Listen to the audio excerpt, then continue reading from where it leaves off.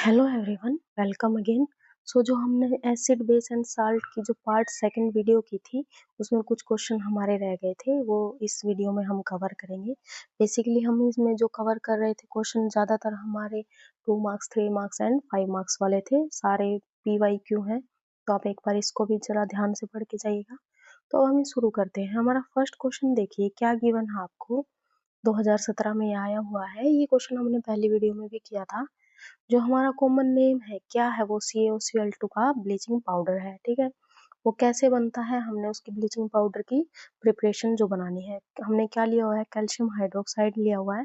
उसमें chlorine gas जब हम ऐड करेंगे तो हमारा कैल्शियम ऑक्सी क्लोराइड बनेगा और वाटर बनेगा।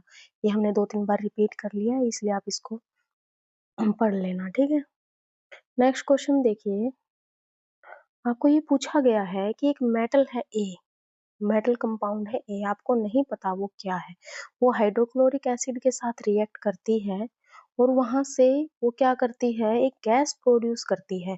वो गैस क्या करती है, जब आप उस गैस के पास क्या लेके जाएंगे, एक बर्निंग कैंडल लेके जाएंगे, तो वो उसको बुझा देगी, एक्सटिंग्विश कर देगी। तो आपसे पूछा हुआ है कि वो मेटल क्या है, और उसके लिए हमने क्या लिखनी है, बैलेंस इक्वेशन लिखनी है।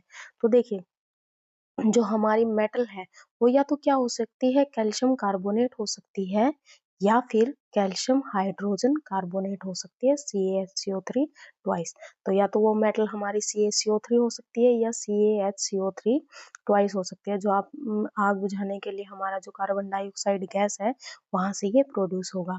तो वहां पर कौन सी गैस प्रोड्यूस होगी, कार्बन डाइऑक्साइड। देखिए, आपको सबको पता है कि अगर हमने आग लगानी है, मतलब कंबशन करना है, तो वहां पर हमने ऑक्सीजन गैस ऐड करनी पड़ती है, मतलब सप्लाई करनी पड़ती है। लेकिन अगर आपको वहां पर आग को बुझाना है, एक्सटिंग्विश करना है, तो कार्बन डाइऑक्साइड गैस जो है आग बुझाने के काम आती है, और ऑक्सीजन गैस है जो आग जलाने के काम आती है। ठीक है, तो यहाँ पर हमारी कौन सी गैस प्रोड्यूस होगी, कार्बन डाइऑक्साइड। क्या होगी हमारी मेटल, जो मेनली कैल्शियम कार्बोनेट होगी या फिर कैल्शियम हाइड्रोजन कार्बोनेट होगी। आप दोनों में से कोई भी एग्जाम्पल लेके इस रिएक्शन को कर सकते हैं। ठीक है, जब आप उसके साथ हाइड्रोक्लोरिक एसिड डालेंगे, तो वहां पर हमारा CaCl2 के साथ कार्बन डाइऑक्साइड और वाटर जो है हमारा प्रोड्यूस होगा। आपसे पूछा जा सकता है, मेनली ये भी पूछ सकते हैं कि एक हमने बर्निंग कैंडल ली, ऐसे ऐसे हमने मेटल के साथ HCl के साथ रिएक्ट करवाया, बताइए कौन सी गैस वहां पर निकली होगी जिसने उसने बर्निंग कैंडल को बुझा दिया, तो हमारी कार्बन डाइऑक्साइड होगी। तो मेटल पूछा हुआ था इसमें तो। ठीक है, नेक्स्ट क्वेश्चन देखिए। जो हमारा ऑल फैक्ट्री इंडिकेटर्स क्या होते हैं, इसको भी हमने 1 मार्क्स वाले में कवर किया था। ये ऐसे इंडिकेटर होते हैं जिनके साथ जब आप एसिड या बेस की रिएक्शन करवाते हैं, तो इनका चेंज हो जाता है। क्या चेंज होता है, स्मेल में या फिर टेस्ट में।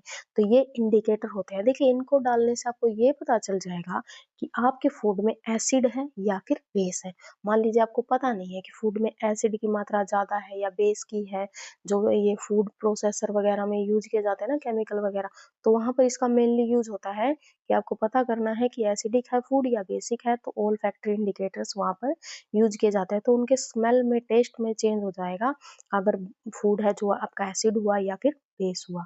ठीक है, नेक्स्ट, अब इसी में सेकंड पार्ट आपसे पूछा हुआ है, व्हाट इज डाइल्यूशन। डाइल्यूशन क्या होता है, जैसे आपने एसिड लिया 2 ml, या सॉरी, एसिड लिया आपने 2 ml या 3 ml, उसमें वाटर ऐड कर दिया। ठीक है, वाटर बहुत ज्यादा ऐड कर दिया तो वो डाइल्यूट हो गया। डाइल्यूशन का मतलब क्या होता है कि आपने उसको पतला करना है। जैसे आप HCl है या NaOH है, सोडियम हाइड्रोक्साइड है, बेस लेते हैं, एसिड लेते हैं, वो क्या होते हैं, कॉन्सेंट्रेटेड होते हैं। तो लैब में जब हम उनको यूज करते हैं, तो हम क्या करते हैं, उनकी मात्रा बहुत कम लेते हैं। आप क्या करते हैं, वाटर में, अभी हमने किया था कि वाटर में ही एसिड यूज करना है, ऐड करना है, तो हम HCl ऐड कर देते हैं वाटर में। ठीक है, तो मान लीजिए 2 ml HCl है और वाटर ले लिया हमने 100 ml। ठीक है, तो उसमें क्या हो जाएगा, वो एसिडिक तो रहेगा, जो सॉल्यूशन बनेगा वो एसिडिक तो रहेगा, लेकिन वो क्या होगा, डाइल्यूटेड होगा, मतलब पतला है। ऐसे ही, मतलब पतला का मतलब क्या है कि उसमें H पॉजिटिव की जो कंसंट्रेशन है वो कम रहेगी। ठीक है, पहले गाढ़ा था, अब कंसंट्रेटेड क्या हो जाएगा, कम हो जाएगा। तो जिसमें ज्यादा मात्रा है, ठीक है, सब्सटेंस की, तो वो तो कंसंट्रेटेड होता है, और जिसमें मात्रा कम हो जाती है वो हमारा डाइल्यूटेड होता है। ऐसे ही आप बेस को भी डाइल्यूट कर सकते हैं। नेक्स्ट क्वेश्चन देखिए, ये भी आपका 2023 में पूछा गया है बोर्ड के एग्जाम में। आपको क्या गिवन है, A B C and D, 4 type के आपको सॉल्यूशन गिवन है, चारों के पीएच गिवन है। ये पूछा हुआ है कि बताइए मेनली जो है वीक बेस है, कौन मोर एसिड है, ये सारी बताइए। देखिए जिसका पीएच आपका 8 है तो वीक एल्केलाइन है, क्योंकि 7 के बाद ही 8 है। ठीक है, 7 न्यूट्रल है, इधर बेसिक होता है, इधर एसिडिक होता है, तो 7 के जस्ट बाद 8 है तो कम ही बेसिक होगा। जिसका पीएच 6 है, अब 6 है तो 7 के बिल्कुल पास में है तो ये कम बेस होगा, सॉरी कम एसिड होगा। जिसका पीएच 13 है, 13 तो 14 के बिल्कुल पास में ही है 13, तो वो क्या होगा, स्ट्रॉन्ग बेस होगा। एल्केलाइन का मतलब बेस। और जिसका पीएच 2 है, 2 पीएच मतलब यहाँ पे, तो वो मोर एसिडिक होगा। आपको पता है, हमने पिछली वीडियो में भी पढ़ा था कि लेफ्ट की साइड अगर जाएंगे तो एसिडिटी बढ़ेगी और राइट की साइड जाएंगे तो बेसिसिटी हमारी इंक्रीज होगी। ठीक है, तो 2 नंबर वाला पीएच वाला, 3 नंबर वाला ज्यादा एसिडिक होंगे, वैसे ही 9 मतलब 11, 12, 13 के आसपास के जो पीएच वाले होंगे वो ज्यादा बेसिक होंगे। तो जो 7 की रेंज के आसपास वाले ऐसे याद कर लेना, 7 के जो बिल्कुल आसपास है, 6 हो गया, 5 हो गया, 8 हो गया, 9 हो गया, वो लेस बेसिक होंगे और लेस ही एसिडिक होंगे, ऐसे याद कर लेना। ठीक है, नेक्स्ट क्वेश्चन देखिए, आपसे क्या पूछा हुआ है, under what soil condition do you think a farmer would treat the soil of his field with quick lime. आपसे ये पूछा गया है कि उसकी सोइल की कंडीशन कैसी होगी, फार्मर है एक, उसकी सोइल की कंडीशन आपको पता नहीं है कैसी है, लेकिन वो क्या ऐड कर रहा है उसमें, कैल्शियम हाइड्रोक्साइड या फिर कैल्शियम ऑक्साइड स्लेक्ट लाइम या फिर कैल्शियम ऑक्साइड ऐड कर रहा है या फिर चौक ऐड कर रहा है, कैल्शियम कार्बोनेट ऐड कर रहा है। देखिए ये सारे तीनों के तीनों क्या है, ये बेस है। अब देखिए वो अपनी मिट्टी में, फार्मर है, बेस ऐड कर रहा है। क्यों ऐड कर रहा है, क्योंकि उसकी मिट्टी क्या हो गई है, एसिडिक हो गई है। तो उसकी मिट्टी जो फार्मर की खेत की मिट्टी है एसिडिक हो गई है, तो उसको न्यूट्रल करने के लिए वो उसमें बेस ऐड करेगा। तो फिर क्या हो जाएगी, मिट्टी न्यूट्रल हो जाएगी, तो अब उसमें क्रॉप वगैरह है जो आप उसमें सोइंग कर सकते हैं। ठीक है, तो उसको न्यूट्रल करने के लिए वो क्या ऐड कर रहा है, उसमें बेस ऐड कर रहा है। इसका उल्टा अगर होता, उसकी जो मिट्टी है वो बेसिक हो जाती बहुत ज्यादा, तो फिर वो उसमें क्या ऐड करता, फिर वो उसमें एसिड ऐड करता। ठीक है, ये सारे पीएच के जो डेली यूजेस होते हैं उसमें आपसे पूछा जाता है कि हमारे पीएच कहाँ कहाँ यूज होते हैं, जैसे खेतों वगैरह में भी यूज होते हैं। ये नेक्स्ट क्वेश्चन भी आपका आएगा, पूछा भी गया है ये क्वेश्चन आपसे। अब नेक्स्ट क्वेश्चन देखिए, ये गिवन है कि जो मिल्कमैन होता है, जो दूधिया होता है, वो क्या करता है, थोड़ा सा अमाउंट में बेकिंग सोडा ऐड कर देता है फ्रेश मिल्क में। क्यों ऐड करता है, देखिए फ्रेश मिल्क में वो बेकिंग सोडा ऐड करता है, सबसे पहले आपको पता होना चाहिए बेस, जो बेकिंग सोडा है वो क्या है, हमारा बेस है। वो बेस क्यों ऐड करता है, ताकि जो दूध है वो जल्दी खराब ना हो, वो दूध है वो जल्दी एसिडिक ना हो। तो उसकी एसिडिटी को कम करने के लिए, उसको एसिडिक बनाने से रोकने के लिए, प्रिवेंट करने के लिए वो उसमें क्या ऐड कर देता है, बेकिंग सोडा ऐड कर देता है। ठीक है, the pH of milk would become more than 6 on adding baking soda in it, so it would become alkaline। तो क्या हो जाता है, वो हमारा एल्केलाइन हो जाता है, बेसिक हो जाता है। बेस ऐड किया है दूध में तो बेसिक ही होगा, अब दही डालते हो तो एसिडिक हो जाता है। तो दूध को ज़्यादा टाइम तक खराब होने से बचाने के लिए, खट्टा होने से बचाने के लिए उसमें क्या डाला जाता है, हमारा बेस डाला जाता है। और आपसे ये पूछ लिया, अब इसी दूध को हमने दही में कन्वर्ट करना है तो वो टाइम क्यों लेती है, why does this milk take a long time to set as curd. अब आपने दूध को तो बेसिक बना दिया, अब आप उसमें दही ऐड कर रहे हो, आप उसको एसिडिक बनाना चाह रहे हो, तो जो आपने बेस ऐड किया था उसकी वजह से दूध है वो जो मोर बेस ऐड किया था उसकी वजह से वो बेसिक हो गया। तो उस बेसिक को कम करने के लिए अभी जो लैक्टिक एसिड आपने उसमें डाला होगा, दही में लैक्टिक एसिड होता है, तो दही खट्टा आप डालते हो तो उसमें लैक्टिक एसिड जो आपने दूध में अभी डाला है, जिसमें दूध ये ने क्या डाल दिया था, बेकिंग सोडा डाल दिया था, तो ज्यादा बेसिक हो गया था। तो अब जो आपने दही डाला उसमें लैक्टिक एसिड डाला है, तो उसको टाइम लगेगा किसमें, एसिडिक में कन्वर्ट होने के लिए, तो उसकी पीएच डाउन आएगी लेकिन थोड़े टाइम बाद। तो किस वजह से होगा ये सेट होने में, दही बनने में टाइम लग रहा है, क्योंकि उसने बेकिंग सोडा उसमें ऐड कर दिया था। नेक्स्ट क्वेश्चन देखिए, ये फिर से रिपीट हुआ, आप उसको फिर से एक बार चेक कर लेना। CaSO4 है, प्लास्टर ऑफ पेरिस है, उसको क्यों रखना चाहिए? क्योंकि मॉइस्चर में आने के बाद वो खराब हो जाता है, हार्ड हो जाता है, तो उसके हम यूज़ में नहीं ले सकते, इसलिए उसको हमने क्या करना पड़ता है, बचा के रखना पड़ता है मॉइस्चर से। नेक्स्ट क्वेश्चन देखिए, व्हाट आर ओल्फैक्टरी इंडिकेटर्स? अभी हमने पीछे किया था। ओल्फैक्टरी इंडिकेटर्स क्या होते हैं? ज़्यादातर ओलिव ऑयल होता है, अनियन होता है, तो जब हम इसमें एसिड या बेस ऐड करते हैं तो इनका कलर जो होता है चेंज हो जाता है।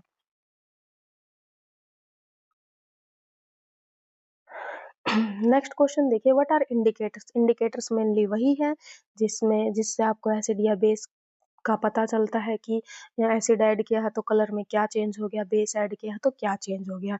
आपके 2 टाइप्स के इंडिकेटर होते हैं, natural indicator and synthetic indicator. Synthetic indicator क्या होते हैं? जो मेनली केमिकल्स होते हैं। और नेचुरल में क्या-क्या आएगा? जैसे लिटमस हो गया। लिटमस क्यों? क्योंकि ये लाइकन के पौधे से बनता है। टर्मरिक हो गया, हल्दी हो गया, चाइना रोज़ होता है, ठीक है? और जो सिंथेटिक जो केमिकल्स होते हैं, लैब में बनाए जाते हैं, उस केमिकल के ऊपर आप एसिड डालोगे या बेस डालोगे तो वो अलग-अलग कलर देगा। तो वहाँ से पता चलेगा कि जो सब्सटेंस आपने डाला है उसमें एसिड था या बेस था। इंडिकेटर जनरली किस लिए यूज़ किए जाते हैं? कि कोई भी चीज़ आपको मैंने मान लीजिए मैंने कोई भी कलरफुल या कलरलेस कंपाउंड दे दिया और आपको पता नहीं है वो एसिड है या बेस है, तो आप उसमें क्या करेंगे? इंडिकेटर डाल के देख लेंगे, कलर में क्या चेंज आ रहा है तो आपको पता चल जाएगा। जैसे लिटमस आपने डाल के देखा, तो रेड हो गया तो आपको पता चल गया कि एसिड है, अगर ब्लू हो गया तो आपको पता चल गया बेस है। तो सिर्फ इनको पता लगाने के लिए कि एसिड है या बेस है, हम इंडिकेटर्स का यूज़ करते हैं और वो कंपाउंड क्या होते हैं? इंडिकेटर्स होते हैं। ऐसे सिंथेटिक इंडिकेटर में मेनली हमारे क्या होते हैं? मिथाइल ऑरेंज होता है और फिनोप्थिलीन जो हम लैब वगैरह में यूज़ करते हैं।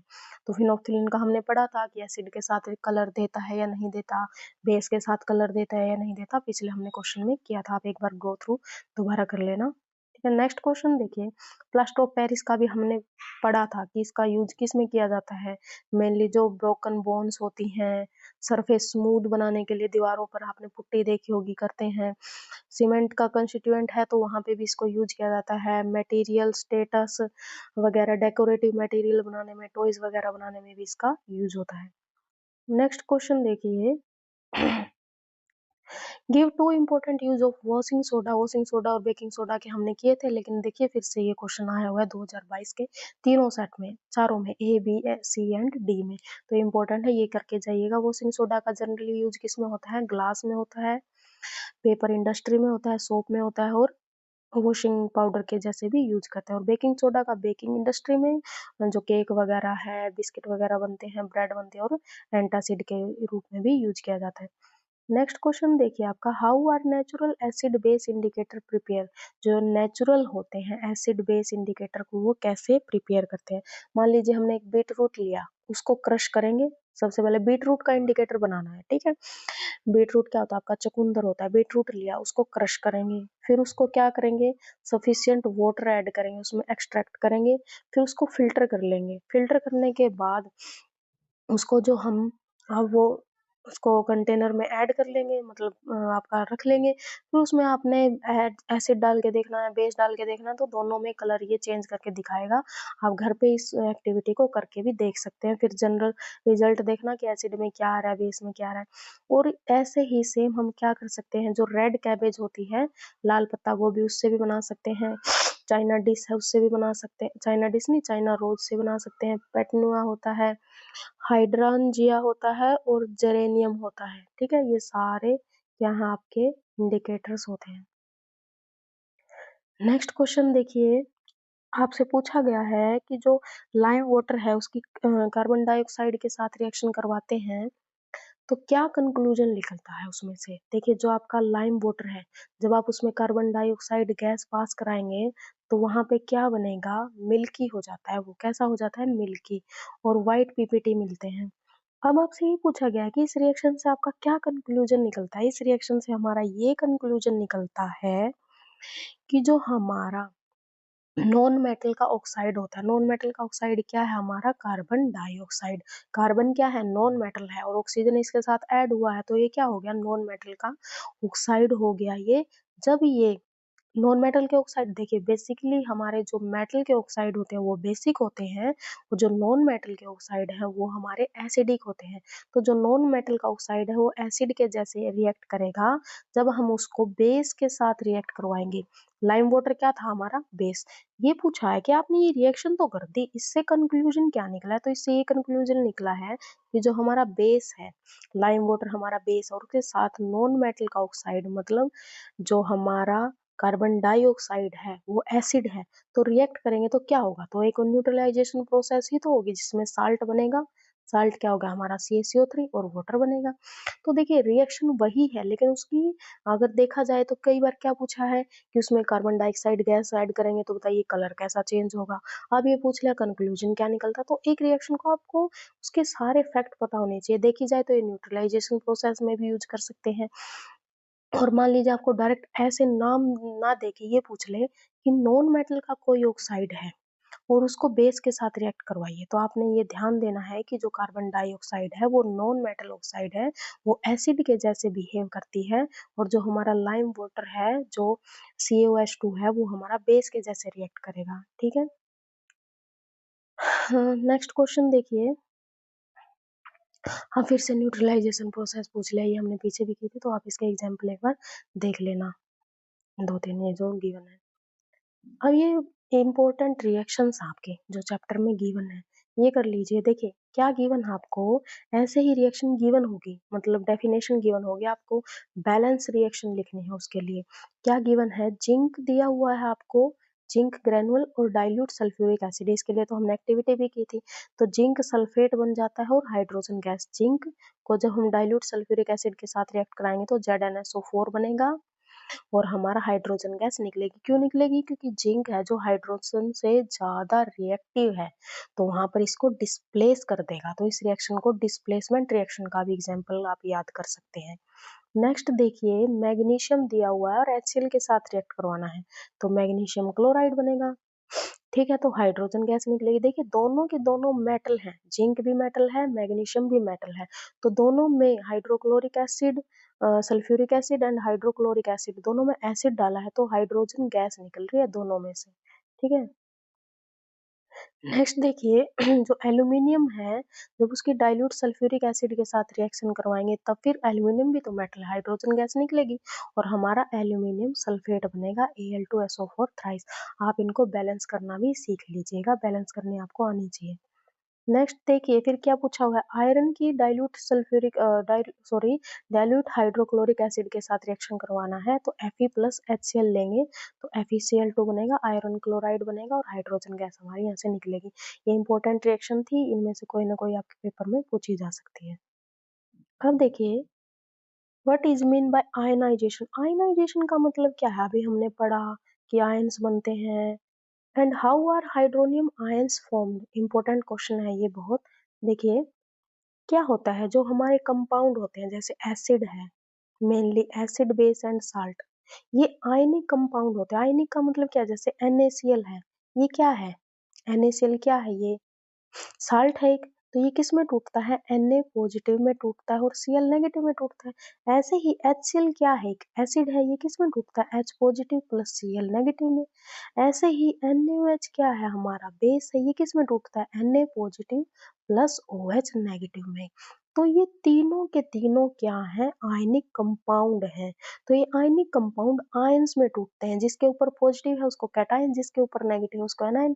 ऐसे ही ये कैटायन एनायन हो गया और ये कैटायन हो गया, पॉजिटिव वाला कैटायन नेगेटिव वाला एनायन। तो इसने ये पूछा हुआ है कि ये जो आयनाइजेशन का मतलब क्या है। तो आयनाइजेशन का मतलब तो आप समझ गए, जो हमारे आयनिक कंपाउंड होते हैं वो टूट जाते हैं। कहाँ टूटते हैं? ऐसे तो नहीं टूटते पड़े पड़े टूट गए।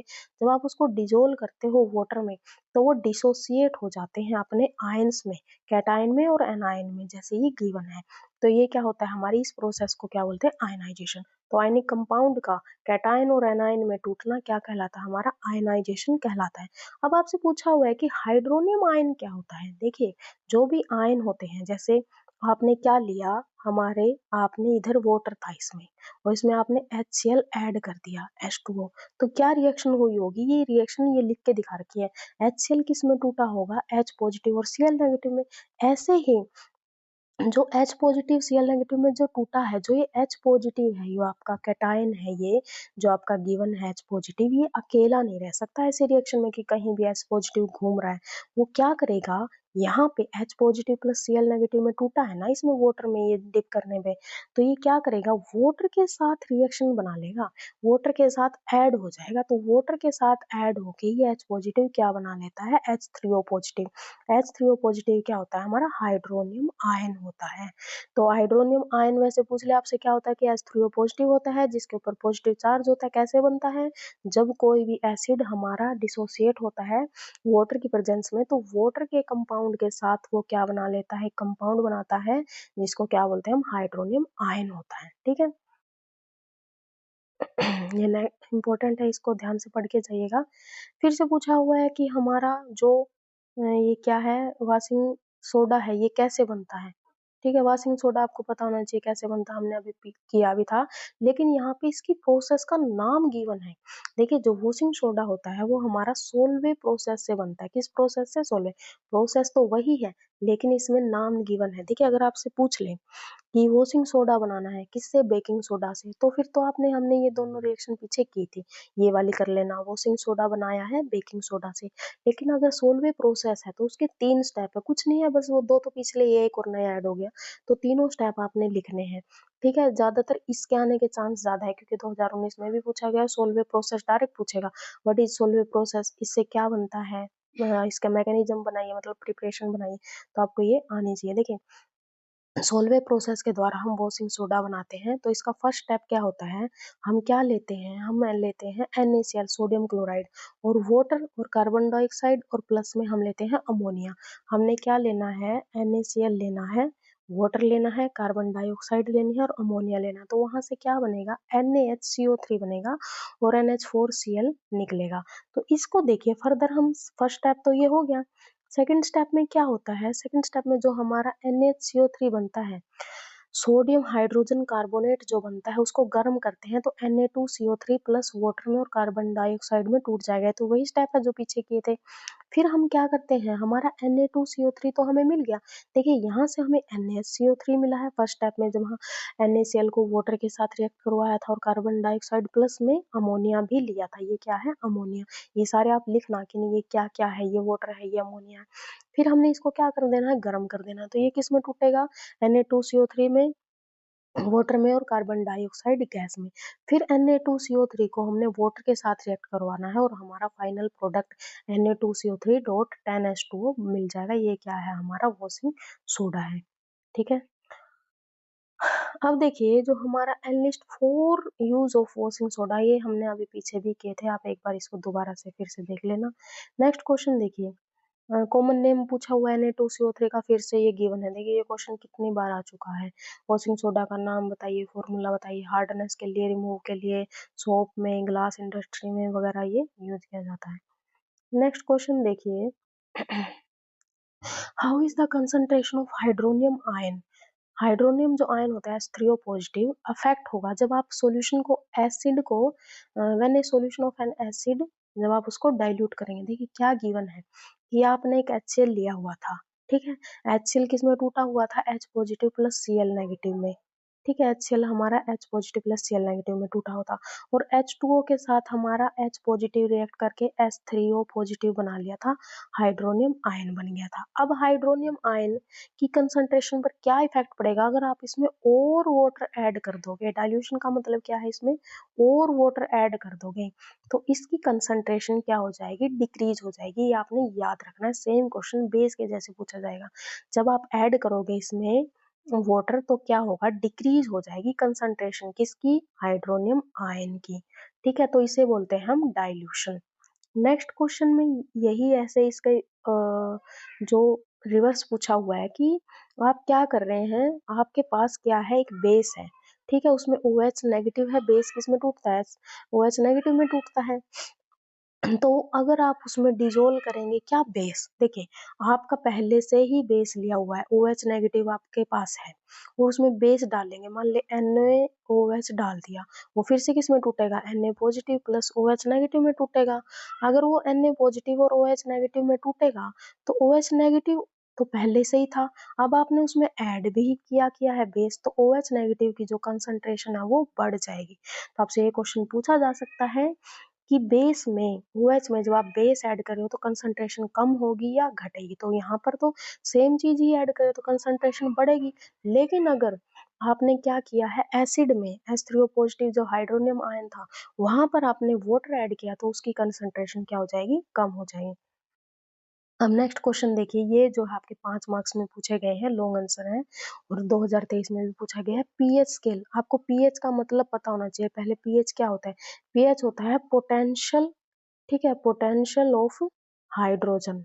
पीएच की फुल फॉर्म आपको पता होनी चाहिए, क्या होती है हमारी पोटेंशियल ऑफ हाइड्रोजन।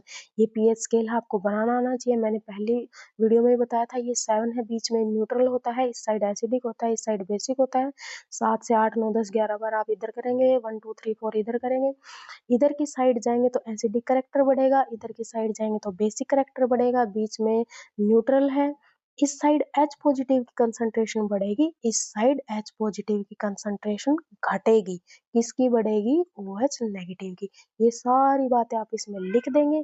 किसके लिए यूज होता है पीएच? हम इस पीएच स्केल को किसके लिए यूज करते हैं? एसिड और बेस के करेक्टर को डिफाइन करने के लिए कि कौन कितना एसिडिक है, कौन कितना बेसिक है। तो ये सारा जो मेन है स्केल के ऊपर है, ये सारी बातें आपने इसमें लिख देनी है कि इसमें क्या क्या होता है। ठीक है, नेक्स्ट क्वेश्चन देखिए, what is importance of pH in our daily life. जो हम पीएच पढ़ रहे हैं, पूरी वीडियो में पीएच पीएच किए जा रहे हैं, वो हमारी डेली लाइफ में कहाँ कहाँ होता है? तो वो तो हर जगह ही होता है। टूथ वाला तो हमने एग्जाम्पल किया था। अब देखिए, जो हमारा पीएच है हमारी डेली लाइफ में, देखिए मेनली कहाँ होता है? जो फर्स्ट है, जो प्लांट है, जो सोइल है, जो हमारी मिट्टी है जिसमें प्लांट ग्रो करते हैं, उसका भी एक स्पेसिफिक पीएच होता है मिट्टी का। अभी हमने पढ़ा था ना कि बेसिक हो गया तो एसिड ऐड करते हैं, एसिडिक हो गया तो बेसिक ऐड करते हैं। तो हमारा जो मेनली जो हमारे जो माइक्रोफ्लोरा है, फौना है, जो हमारे जीव जंतु भी हैं, पेड़ पौधे भी हैं, वो एक स्पेसिफिक जो प्रजाति होती है, वो एक स्पेसिफिक पीएच के ऊपर ही काम करती है। मतलब उसी में फलेगी, उसी में वो ग्रो करेगी। तो उसको मेंटेन करके रखना पड़ता है। हमारी क्रॉप वगैरह की भी एक प्रॉपर पीएच होती है। सेकंड क्या होता है, जो हमारे स्टमक में पीएच होता है, सॉरी, जो हमारे स्टमक में HCl होता है उसका पीएच कितना होता है? 2। आपसे डायरेक्ट क्वेश्चन पूछ सकते हैं कि स्टमक के जो अंदर HCl होता है उसका पीएच कितना होता है? 2 होता है। तो वो बहुत एसिडिक होता है। जबकि हमारे इंटेस्टाइल जूस में उसका पीएच 7.8 होता है, वो एल्केलाइन होता है। देखो, पेट के अंदर ही दोनों चीज है, एक है एसिडिक और एक है बेसिक। तो जो हमारा फूड एंजाइम वगैरह होते हैं, जो फूड को डिसोसिएट करते हैं, एनर्जी रिलीज करते हैं, वो एक स्पेसिफिक पीएच पे ही काम करते हैं। आपने पढ़ा भी होगा, डाइजेस्टिव सिस्टम में पढ़ते हो कि पीएच जो हमारा, सॉरी, जो HCl होता है हमारे पेट के अंदर, स्टमक के अंदर क्यों होता है? क्योंकि जो उसके अंदर एक वो जो बैक्टीरिया वगैरह होता है या फिर जो जूस वगैरह उसके अंदर आता है, वो एसिडिक मीडियम में ही काम करता है। इंटेस्टाइन में क्यों होता है बेसिक? क्योंकि वहां पे जो एंजाइम होगा वो बेसिक मीडियम में काम करेगा। तो अगर ये हमारा चेंज हो गया, क्या, पेट वाला एसिड से बेस हो गया, उधर ज़्यादा एसिड बढ़ गया या बेस कम हो गया, तो वो एंजाइम काम नहीं करता, इनएक्टिव हो जाता है। इस वजह से आपकी हेल्थ क्या होती है? खराब होती है। ठीक है, तो इसमें भी डेली लाइफ में यूज हो गया हमारा। फिर हमारा सलाइवा होता है जो माउथ में, जो हमारी लार होती है वो 5.5 से अगर नीचे चला गया तो हमारे दांत जो वगैरह है वो टूटने लग जाते हैं। इसीलिए हमारा जो माउथ का पीएच भी है वो हमें मेंटेन करना चाहिए, प्रॉपर ब्रश वगैरह करना चाहिए। दूसरा क्या होता है, जो एनिमल्स होते हैं जैसे बी होगी, मधुमक्खी होगी, वो क्या करते हैं खुद की डिफेंस करने के लिए, जब भी वो काटती है उसको लगता है कि कोई उसको मारने के लिए अटैक किया है, तो वो खुद के सेल्फ डिफेंस में क्या करती है, हमें काटती है और फॉर्मिक एसिड अपनी बॉडी में रिलीज करेगी, जिस वजह से हमें इरिटेशन और पेन होता है। तो खुद के उसने तो सेल्फ डिफेंस में ही किया है। दूसरा क्या होता है, एनिमल्स और प्लांट्स होते हैं उनके भी पीएच सेंसिटिव होते हैं। जैसे हमारा रेन वाटर है, उसका पीएच 5.6 हो गया तो एसिड रेन हो जाती है हमारी। हमने पढ़ा था एसिड रेन का जो रीजन है वो क्या होता है। तो इस वजह से क्या होता है कि नदियों वगैरह का पानी खराब हो जाता है, एसिडिक हो जाता है, तो मछलियां वगैरह वहाँ पे, इको जो लाइफ है वहाँ पे, वो मरनी शुरू हो जाती है। तो देखिए पीएच का हमारी लाइफ में कितना इम्पोर्टेंट रोल है। बॉडी का होना चाहिए, स्टमक का होना चाहिए, मिट्टी का होना चाहिए, फूड का होना चाहिए, वाटर का होना चाहिए। ठीक है, नेक्स्ट क्वेश्चन देखिए, अब ये क्या है, बेकिंग सोडा फिर से वही पूछा हुआ है कि बेकिंग सोडा कैसे बनता है, तो हमारा कैसे बनता है NaCl से, वाटर से और कार्बन डाइऑक्साइड के साथ अमोनिया ऐड करेंगे तो हमारा सोडियम हाइड्रोजन कार्बोनेट बनता है। देखिए अब की बात सिर्फ बेकिंग सोडा पूछा हुआ है, पीछे हमने सोलवे प्रोसेस में यहीं से स्टार्ट किया था, यहाँ पर सोडियम हाइड्रोजन कार्बोनेट बनाने के बाद फिर इसमें क्या कर दिया था, हीट कर दिया था, वाटर ऐड कर दिया था तो वॉशिंग सोडा बन गया था। ठीक है, तो ये दोनों में कंफ्यूज नहीं होना है, जिसके साथ वाटर है ऐड में वो हमारा वॉशिंग सोडा है, जिसके साथ वाटर नहीं है वो हमारा बेकिंग सोडा है। और ये भी देखिए 2019 में फिर से पूछ लिया गया है ये, क्योंकि ये सारे प्रीवियस ईयर क्वेश्चन होते हैं। फिर से देखिए फिर से पूछा गया है कि बेकिंग सोडा के यूज बताइए। हमने पढ़ा था अभी भी, फायर एक्सटिंग्विशर में यूज किया जाता है, कुकिंग में यूज किया जाता है, स्टमक की एसिडिटी को कम करता है, फूड बेकरी वगैरह में इसका यूज होता है। नेक्स्ट क्वेश्चन देखिए, अब जो हमारा ये लास्ट क्वेश्चन है और ये इम्पोर्टेंट है, ये आपसे पेपर में पूछा जा सकता है 5 मार्क्स में, कि जो फायर एक्सटिंग्विशर होते हैं, जो आग बुझाने वाले होते हैं ना, वो सिलेंडर वगैरह, उसके अंदर रिएक्शन क्या होती है, तो ये पूछ लेगा, या फिर वो कैसे बनता है वो पूछ लेगा। आपसे पूछा गया, आपके सिलेबस में है कि एक सोडा एसिड फायर एक्सटिंग्विशर बनाना है, तो सबसे पहले देखिए ये कैसे रिएक्ट करता है, इसका प्रिंसिपल क्या है, ये कैसे किस बेस पे काम करता है। जो एसिड है हमारा reaction of acid with metal hydrogen carbonate, जो मेटल हाइड्रोजन कार्बोनेट है जैसे NaCO3, उसके साथ हमने एसिड लेना है। एसिड क्या लेना है हमने, डाइल्यूट सल्फ्यूरिक एसिड H2SO4 लेना है हमने, ठीक है, H2SO4 लेना है हमने। तो रिएक्शन करेगा तो वहां पर कार्बन डाइऑक्साइड गैस रिलीज होगी, और कार्बन डाइऑक्साइड तो आपको पता है आग बुझाने के काम आती है। तो आपने क्या करना है, इसकी प्रिपरेशन बतानी है। तो फर्स्ट स्टेप क्या करेंगे, हम 20 ml NaCO3 लेंगे वॉश बोतल में, ये वॉश बोतल होती है, आपने लैब में आपके स्कूल में देखी होगी। अब इसमें क्या करेंगे, इग्निशन ट्यूब, ये जो छोटी सी ट्यूब है ये ऊपर से खुली हुई है, इसमें क्या डाल देंगे, हाइड्रोक्लोरिक भी डाल सकते हैं या H2SO4 डाल सकते हैं, सल्फ्यूरिक एसिड। यहाँ पे आपने इस वाटर बोतल में क्या किया, नीचे क्या डाला हुआ है, सोडियम हाइड्रोजन कार्बोनेट, ठीक है, नीचे तो सोडियम हाइड्रोजन कार्बोनेट भर दिया। फिर इसमें एक धागे की मदद से आप इसके ढक्कन में, ऊपर से ढक्कन खुला होता है, इसके साथ पाइप अटैच है, ढक्कन में इधर होल होता है, इसे पाइप अटैच कर दी, यहाँ पे धागे की मदद से आप इसको चारों तरफ लपेट के इग्निशन ट्यूब डालेंगे। इग्निशन ट्यूब ऊपर से खुली होगी और इस ट्यूब के अंदर क्या है, H2SO4 है, H2SO4 डालेंगे, फिर इसका बंद कर देंगे। फिर इसको जब हिलाएंगे, ऐसे टेढ़ा करेंगे, तो ये क्या करेगा, जो H2SO4 है वो किसके साथ रिएक्ट करेगा, हमारे NaCO3 के साथ रिएक्ट करेगा, ठीक है, NaCO3 के साथ रिएक्ट करेगा तो वहां पर क्या रिलीज होगी, कार्बन डाइऑक्साइड गैस रिलीज होगी, जो यहाँ से बाहर निकलेगी। अब क्या करेंगे, आप उसको जलती हुई जो भी आपको चीज बुझानी है, कैंडल बुझानी है, आग लगी हुई है वो बुझानी है, उसके पास लेके जाएंगे तो वहां पर वो एक्सटिंग्विश हो जाएगी, मतलब बुझ जाएगी। तो यहाँ से आपको पता चलेगा कि फायर एक्सटिंग्विशर में क्या क्या रिएक्ट होता है, ठीक है।